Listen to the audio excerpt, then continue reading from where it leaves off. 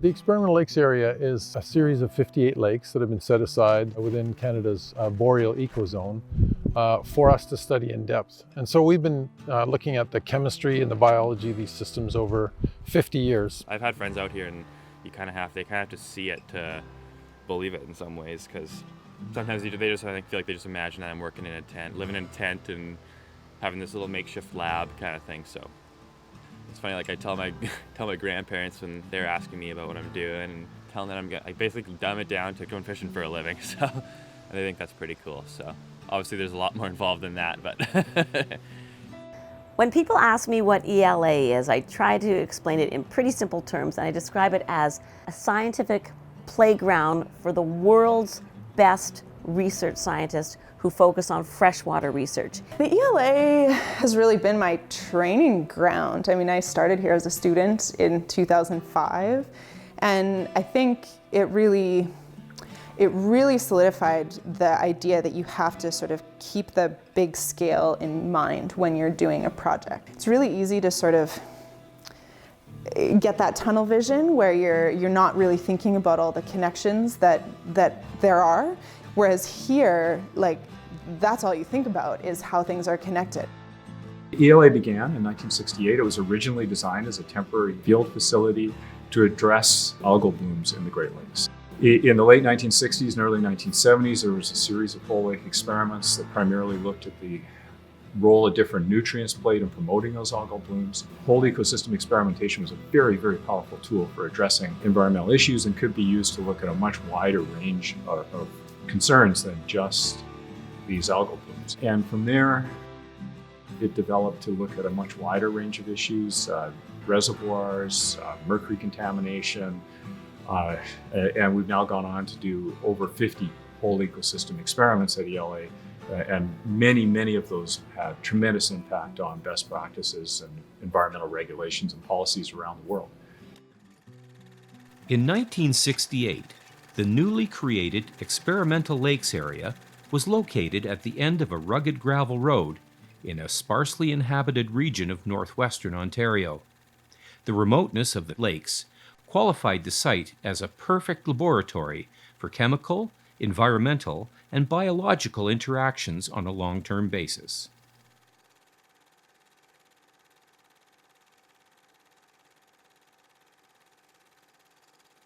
In the 1960s, over 100 municipalities dumped 1.5 billion gallons of human waste and industrial effluent into Lake Erie every day. The ELA team went to work and identified that phosphorus from detergents was suffocating the lake. Their research resulted in phosphates being removed from household soaps. It would be the first of many research projects that would define the Experimental Lakes Area and chart its course in the future. Acid rain was next on the list for the freshwater scientists. Mercury contamination would soon follow. News of mercury contamination in a hydro reservoir demanded more research. The best place to conduct the experiments was the Experimental Lakes Area. Once again, science came to the rescue, changing legislation and improving lives. One of the most important contributions of the Experimental Lakes Area has been the more than 50 years of tracking weather and temperature changes in air and water, proving the basic premise of climate change, that temperatures are indeed rising. You know, we try to work on the most topical areas and provide scientific advice that can really influence topics of the day in terms of how humans are impacting aquatic ecosystems. You know, the thing about that ELA is it's very much a community. And so a lot of the work that gets done here gets done on the backs of students and graduate students. And we attract a particular kind of student here. I definitely don't take it for granted, and you get to work with a lot of really intelligent people, and I think that's what it comes down to, is the people you're able to work with. You know, you're not just colleagues with everyone, you're kind of friends too. So I think it helps with everything work related, and it helps, outside of work. So I think it ends up being a great thing. It's completely insane. Working in here is like totally not what I expected, but it is not what I expected in every good possible way. Well, when you're living together all summer, eating 3 meals a day together, working super hard, doing physical things like sandbagging or hauling water bottles and samples, getting up in front of tours to talk to people about this place. You get to know each other really well, better than you would a lot of other kind of colleagues if you just work 9 to 5, and that develops community. By and large, recruiting young scientists to work at ELA is really, really easy. We do have a website where we advertise for summer positions, and the problem is we can't hire anywhere near the number of people that apply. It's not at all unusual for us to have 100 applications for a position at ELA, and as a result, we get some of the best, highest qualified students in Canada. There's a never-ending flow of undergraduate and graduate students who are working out there, and they're producing most of the results that really make a difference. All we do as research scientists is we provide the backbone of the studies, and they fill in all the pieces that make ELA what it is. We are extremely privileged, and we are so lucky to be here, and I think everybody recognizes that a lot. And I think it's building a connection to nature, because you have to care to want to protect it, right? So throughout my high school experience, I went on a lot of hiking trips and canoe trips, and that really fostered my passion for the environment and wanting to protect it and preserve it and do something so that everybody can have those opportunities. We have more students on site than we do staff during the busiest part of the summer. And not only do they do amazing work, but they also bring enthusiasm and joy and new ideas to this place, which is really, really important and really valuable. And I mean, being such a remote place and such a tight community, I think that all of those kind of new ideas and just different perspectives just make who we are out here all the better. They bring new ideas and new ways of looking at things and modern approaches that many of us older guys can't do. So it's fantastic. You've got the scientists who've been in the field for 5 decades, and then you've got the scientists, the young scientists who are eager to make their mark. There's always a curiosity, there's always a quest for finding new ways to solve the world's problems. We really have the choice of the best students, and typically the students want to be here not just on a Monday to Friday basis, but they want to be here to interact with the scientists at dinner time, during social hours, and they want to be here on the weekends to interact with each other. They're not always talking science, but they are a lot. But they'll go out on canoe trips. I mean, they really sort of immerse themselves in this environment. I often tell this to people, is that ELA, it's really unique because these are your coworkers, but they're also your friends and they're also your family. On May 12, 2012, the federal government announced the closure of the ELA. The loss to science would be catastrophic, as no other facility in the world was doing this kind of monitoring of aquatic ecosystems. As supporters scrambled to save the facility, the federal government closed the road and began dismantling buildings. The remote freshwater camp was quickly disappearing. So from 1968 until 2012, the Experimental Lakes Area was a government-run organization. In 2012, the federal government of Canada announced its intention to close ELA. Just imagine if you had algal blooms lapping up against your dock. Just imagine if the fish disappeared that you love to fish. Imagine if every time you went in the water, your kids got itchy and or you had zebra mussels or whatever. People value clean water. From every corner of the country, from the Maritimes to BC and in Manitoba and in the north, people were running around with petitions to save ELA, and I think it really mobilized people, and it made the scientists, it gave them courage, gave them some energy to know that what they were doing mattered. I mean, it was, from a science perspective, it was catastrophic, right? I was with the federal government at the time. You had this sort of mass exodus of people looking for positions at universities. It wasn't a great time there either. Going to consulting, which is what I did. And then just watching the dismantling, or what we thought would be the dismantling of ELA, it was very disheartening. It was difficult to watch, for sure.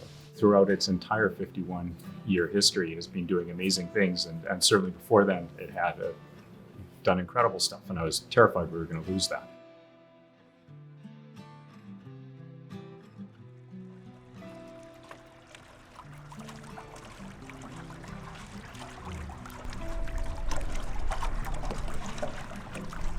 There was a point that we realized, despite the numerous efforts to change the government's mind to not close ELA, it was pretty clear that they had dug their heels in and that there was no way they were going to reopen ELA.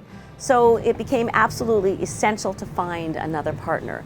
And at that time, we began negotiations with the International Institute for Sustainable Development to become an independent charitable organization. The Ontario and Manitoba governments combined funding to keep the doors open at the ELA. In 2014, Ottawa transferred the Experimental Lakes Area to Ontario, who then transferred it to the International Institute for Sustainable Development. Now, with funding from the province of Ontario, province of Manitoba, and again from the federal government, we're able to continue what we're doing. I don't know if you guys can get this from just spending a few days here, but the passion for this place is unbelievable. And anybody who spent any length of time here, I think a little piece of ELA stays with them forever. During the near closure period of ELA, I had people sending me emails that have worked out here in the 70s and the 80s. It's been 30, 40 years since they worked out here, and they're still telling me how much they remember of their time out here and how much they cared about ELA and asking me if they could help. It's hard maybe to sort of fathom how much how emotionally attached people become to ELA after they spend a year or more here, or a summer here, or 50 years. Or 50 years. There's no other place like it in the world. Like, you can't really do these whole ecosystem experiments anywhere else with the freedom, in a sense, that we have. If somebody wants to do an experiment that takes a few years and it can get done, they have the funding and the people to do it. And that's something that you really can't do anywhere else. With IISD, we've been able to continue to do that, and we've been able to do more. Right? And so that's the really satisfying thing now. We're less constrained by the mandates of different government departments, which is great. So we can address a broader range of research topics than we could historically. We can work directly with communities. We are now having tours and things at ELA. So yeah, we're able to do much, much more than we could in the past. So ELA now is making education and community outreach a major focus. One of the reasons why you want that community awareness is so that the next time someone tries to shut ELA down, there's going to be tens of thousands of people who know what ELA does, values it, and are prepared to fight for it. The ELA had a new home. The crisis was averted, and the newly branded IISD-ELA emerged ready to share research with the world. We definitely work hard at the Experimental Lakes Area, but we also like to enjoy ourselves. We're in the middle of the bush, so all of the things that people in the city have to have fun in the evenings, we don't have. So we spend a lot of time canoeing and hiking and things like that. But once a summer, we get together for a variety night. People sing, tell jokes, have skits. It's tremendous for bringing everyone together, enjoying ourselves, and I'm always blown away by the amount of talent there is in camp. The moon was bright as a reading light. You make me feel like a natural woman. Scientists have fun, just like the rest of us. And there are some scientists that have lots of talent. There's others like me, not so much. Things been drying for some time. Rain won't come or so, they say. Construction can start today. Let's go! Days are just getting hotter. Where did it go? Have you seen enclosure 3? Is there still bit in 216?